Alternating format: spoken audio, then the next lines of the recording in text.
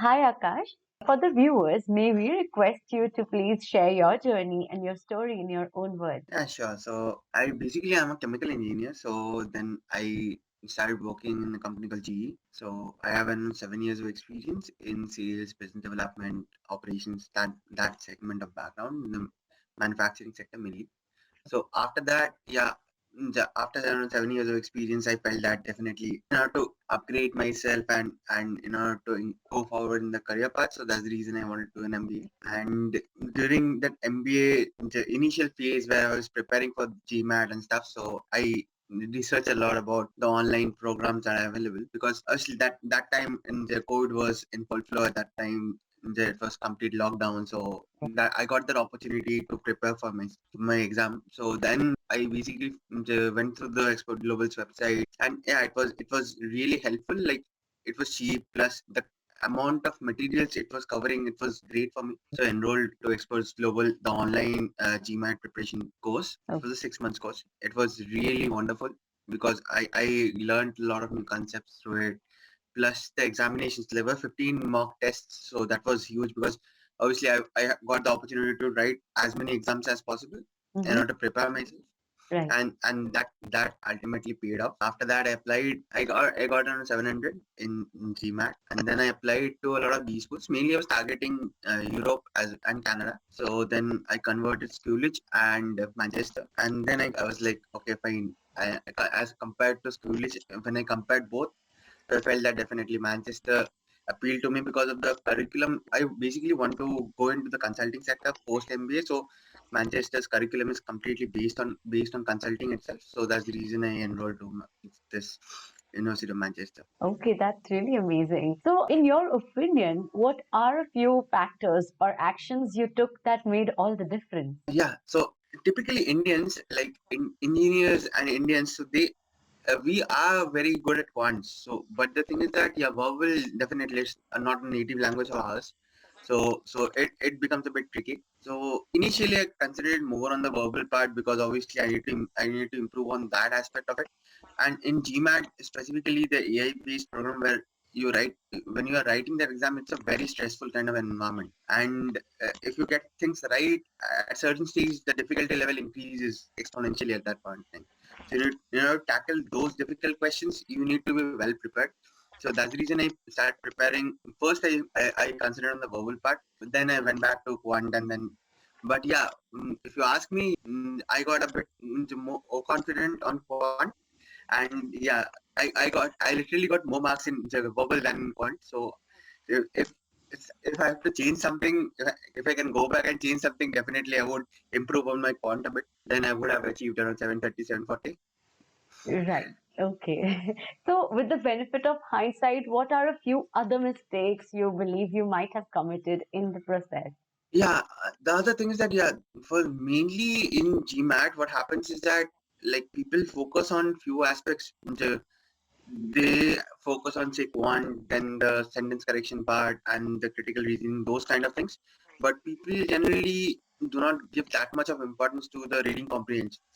But reading comprehensions in verbal are the bulk of it. Like Mhm. say if you get 3 reading comprehensions, it will be around 12 questions, right? So it's a huge quantity.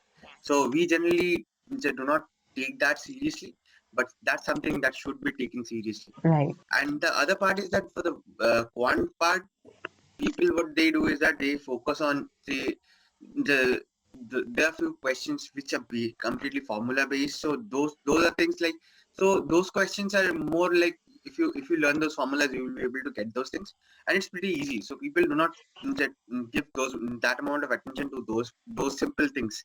But yeah, easy questions can become difficult during that 3.5 hours of the examination. Right. Okay. So, what tips will you give to the future candidates for their GMAT preparation? What resources do you think they should use? I feel that I myself have only utilized this Expert Global's resources. So other than that, there are a lot of resources. Right. But rather than you going through all those resources and getting confused, it's important to get hold of one resource, get the basics right, and then start solving things because solving questions is very important. Right. Plus, one thing that I would suggest people is that just say around 2 months before the date of your GMAT examination, at least start writing those examinations at that particular time, so that you get accustomed to sitting down for 3.5 hours or 4 hours. Because we typically, Indians, we have never given such an examination which is of say 4 hours, 3.5 hour, 4 hour stretch. So we haven't done that previously. So it's important that we start focusing on writing examination, sitting down at one place and concentrating for 4 hours. That's very important. Right, that is true.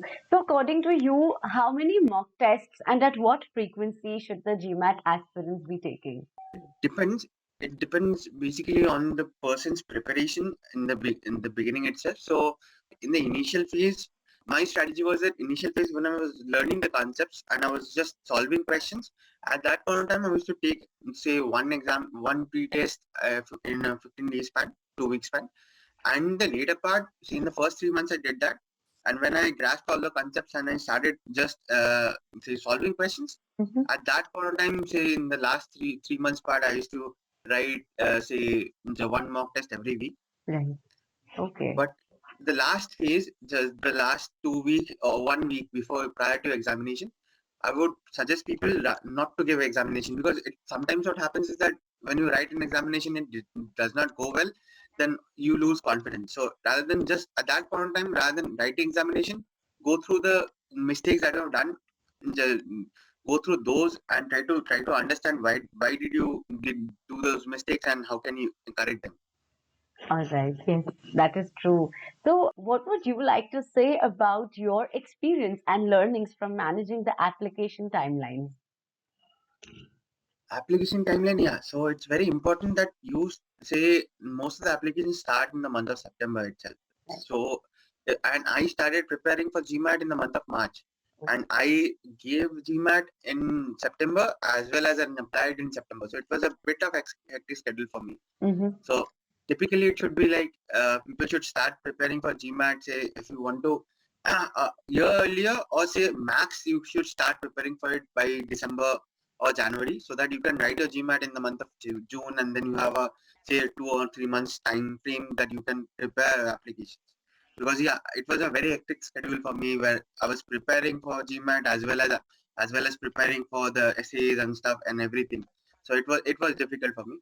So if people want to just plan things and plan accordingly, so then definitely that should be the way forward. And in applications, the essays part mainly. So it's very important that you write about your own stuff.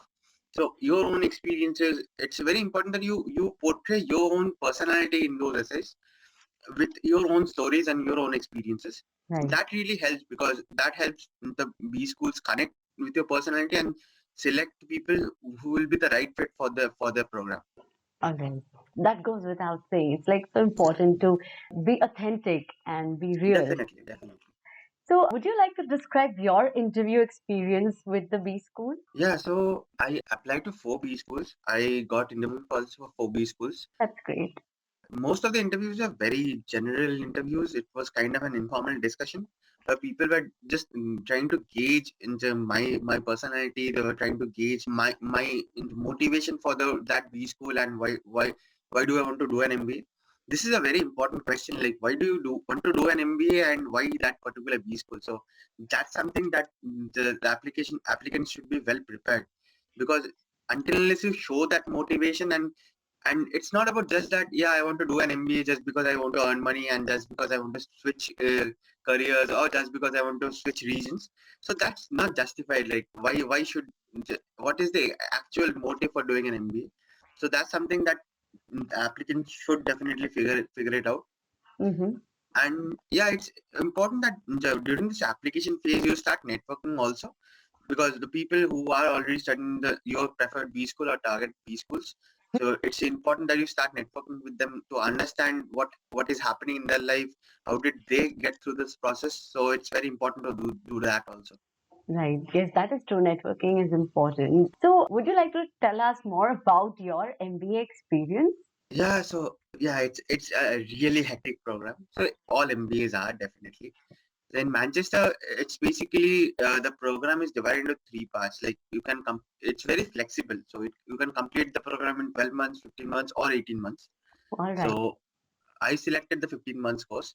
Mm-hmm. So in 15 months, it becomes very hectic because what happens is that in the first phase of the first term, basically in the winter, in the autumn term, which spans from September to December.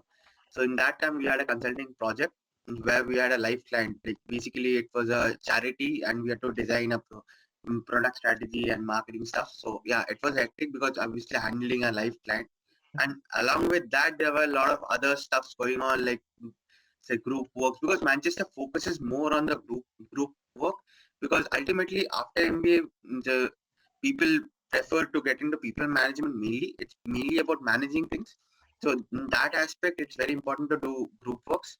Right. And yeah, it's a very diverse it's a cohort over here. So there are 100 people over here from 30, 35 different nationalities. So yeah, it's very diverse. Right. And when you're interacting and doing projects with these kind of people, so you learn a lot of different perspectives about their culture, their background, how businesses function in different countries. So it's a wonderful learning curve, basically. Okay, that's interesting. So, can you tell us about your job search experience during the MBA and what tips will you give to the future candidates? It's very in basically these countries, like say in unlike in India, what happens in India is that basically they have a placement day when companies come to the on campus and then they apply. It's very straightforward kind of a thing. Mm-hmm. But say for MBAs outside India, this culture of placements and these kind of things are not present. So it's more about you networking with people. So it's basically about understanding which sector you want to get into. Okay. People do have a mindset before coming to MBA that they want to get into this sector, but it's very important to have an open mind approach. For first 3 or 4 months, it's very important to figure out what exactly do you like and what you do not like, and then plan accordingly. Try to search profiles of people who are in that particular background, Okay. particular domain, and then start networking with them. Because yeah, networking is essential over here. It's always about networking, and networking over here. So yeah, you have to meet a lot of people. You have to talk up with them. You have to go for coffee chats. You have to interact with a lot of people for this job search, definitely. So I am basic in Manchester. What happens is that we have an internship prior to a job. So right now I'm in that internship phase where I'm searching for internship right now. Okay. So yeah, that for that too you have to do a lot of networking. You have to apply. So yeah, Right. but ultimately, the network that we will be creating right now over here, this network will be remaining with you lifelong. And say it's not only about the job right now post MBA, but even after MBA, after the job that you got and you want to switch careers, you want to switch to a different company. So these networks will come handy. Right. Yeah, yeah, that is true. So, what, according to you, are a few common mistakes that all the GMAT aspirants or MBA applicants must avoid? Common mistakes, first of all, yeah, people what they do is that mainly they go for the rankings Mm-hmm. while applying. So they want top B schools, they want the ranks. But yeah, more than the ranking, it's about how you fit to that curriculum. It's very important to understand how you fit to that B school's curriculum and whether the B school is focused on what you want to do post MBA or not. So that's very important to understand. It's just not about numbers, but about how will you gain from that MBA too. So that's a proper research that needs to be done. And the other thing that people get a bit nervous and bit scared about these essays and kind of stuff, but yeah, it's pretty normal. So it's not about just the GMAT score or just the essay. It's about the entire process. Right. Because GMAT is hardly around 15% of the entire process. It's basically just a 15%, and it's more about the entry criteria. So that there are all the B schools have a set GMAT score that they want people to be more than that GMAT score, and after that, it's all about your personality. Right.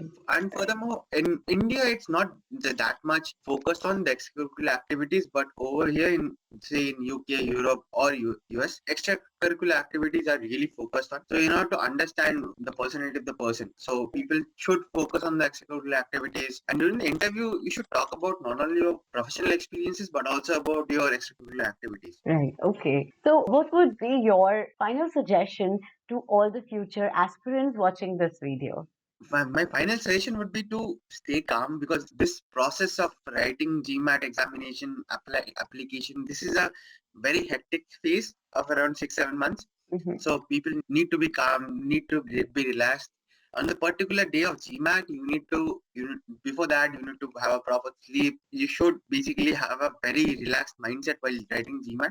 Right. And definitely, if you are focused on applying somewhere, so definitely have your plan A, plan B, and plan C ready. I always tell people that it's very important to have those plans ready, because if plan A does not work out, then obviously you can fall back to your plan B. It's important that we have plans ready, because Right. it might have, life is completely unpredictable, so anything can happen. Like COVID hit us, so nobody knew that COVID would hit us, right? So everybody had to switch from their own plans, plan A to, and make their plan B. So if you have your plan A, B, and C ready, then definitely you can easily switch plans. Right, that is so true. So thank you so much, Akash, for giving your valuable suggestions to all the future aspirants and the MBA applicants. I'm sure your advice and your tips are going to be very useful to all of them. So thank you for sharing your journey with us. Yeah. Thank you for giving me this opportunity too. Definitely. I basically, even during our interaction in the beginning also, I told you that definitely I look forward to this interaction, because I learned a lot through the Expert Global platform. I gained a lot of knowledge, and that helped me during this GMAT, the entirety of the GMAT experience. It's not only about the GMAT experience, like the writing the GMAT, but also the videos that you all had about the preparation for interviews, the preparation for the essays, and those kind of stuff. So definitely those also helped me, and I learned a lot from them too. So definitely that was a really wonderful experience that I had with Right. you all. Thank you so much for that. Yeah, definitely wonderful talking to you. Yes, take care. All the best. Yeah, Yeah. bye bye.